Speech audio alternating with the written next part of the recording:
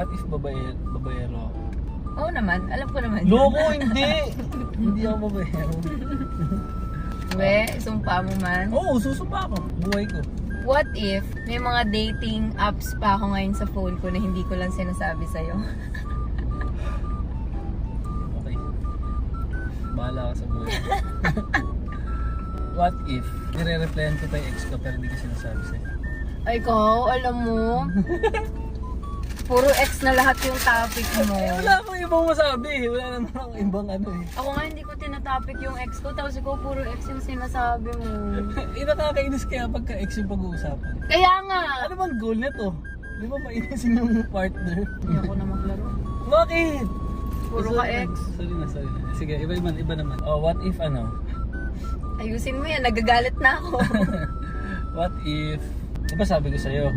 Oh, may explanation pa, no? Para lang, ano? Di ba sabi ko sa'yo, after ng first date natin, tinigil ko na yung ano? Shit! Yung mga iba.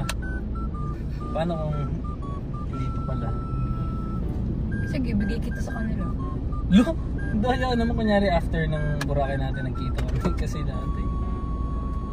Ano kasi lahat? Ano? Shit, ang pangit naman ng mga example ko kasi pwedeng maging totoo eh. Kahit di naman totoo.